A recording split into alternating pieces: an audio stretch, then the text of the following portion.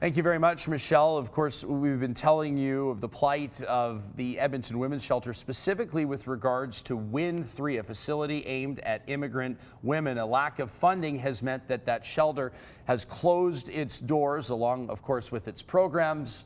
But we're excited to tell you that that may not be the case any longer, as we say hello to Janine Fraser, Executive Director of the Edmonton Women's Shelter, and Mona Gill, a woman with an incredible story to tell. Welcome to Breakfast Television, both of you. Thank you. Thanks for having us. Janine, to clarify, the Edmonton Women's Shelter has been around for quite some time, doing incredible work, helping thousands of individuals escape domestic violence. Win 1 and Win 2, the facility's operational, but this Win 3 facility was the one that, due to about $500,000 in shortfall funding, has closed its doors.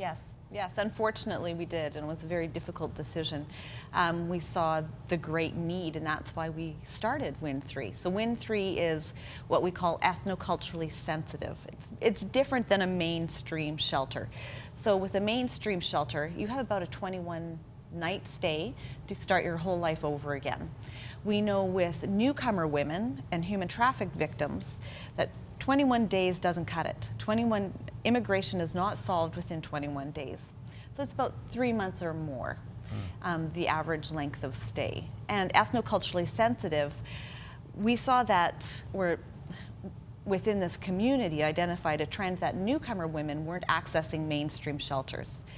They were reticent to do that. They felt like they had to leave their culture and their spirituality at the door. Plus there was linguistic barriers and a variety of things. So Win 3 was our response to that. So anything a woman may need to honor her culture, her spirituality, we just ensured that we met all of those needs. Certainly an important resource that looks to be on the road to being restored. I want to ask you about that in just a moment. But first of all, Mona, back in 1991, you moved to Canada, a new Canadian from India. 6 years later, you left a situation because you could not remain with your husband anymore. What was that situation? Well, I had an arranged marriage and I came to Canada, and then it turned out to be an abusive relationship where not only my ex-husband but my mother-in-law and my sister-in-law took part in abusing me also, not only mentally and physically, but sexually. Like my ex-husband was very sexually abusive towards me and physically abusive. So in 1997, after speaking to my family, I told them that I could not. I told my father, my exact words to him were that if you want me to stay in my marriage, I will, but I'd either be dead or I'll be in a mental institute. So it's your decision, because I was still culturally, as we were talking about, I needed to make sure that my parents were supportive of my decision and helped me, and which they did. And my father came to Canada on a visitor visa, contacted the Indo-Canadian Women's Association, who got him in touch with the Edmonton Police Service, and then that's how I was able to get out. And I went to Win House, and I was there for a little over 3 weeks. And Win House provides such an amazing service to the women that access it and go there. You know, not only just, for me, language wasn't a barrier, even back then.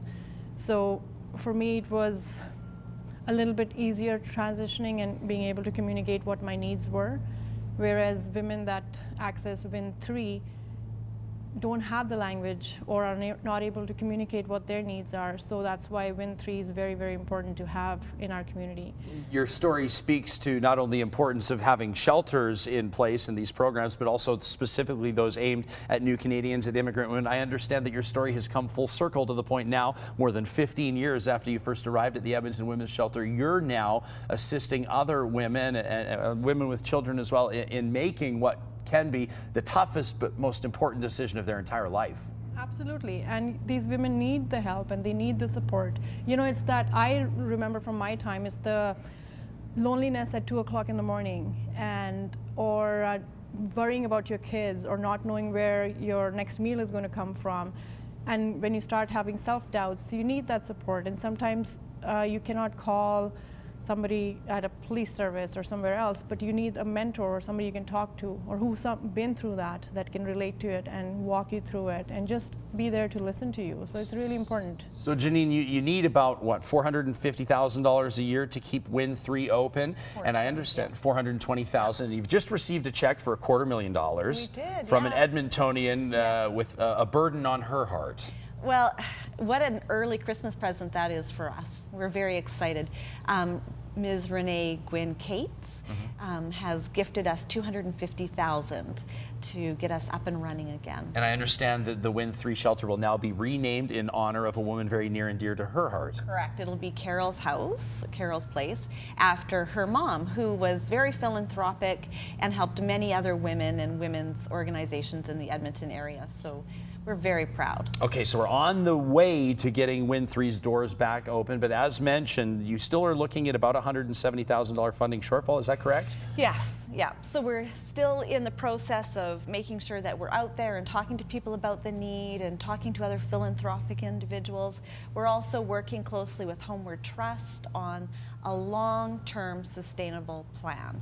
And that's really what's needed, is a long-term sustainable operational budget. We hear a story told by someone as courageous as Mona, who sits here and reminds us how important these programs are in the city of Edmonton. It's hard to imagine we wouldn't see the funding in place, the ongoing funding that organizations like yourselves can count on. I want to thank both of you for being here and reminding us of the importance of this.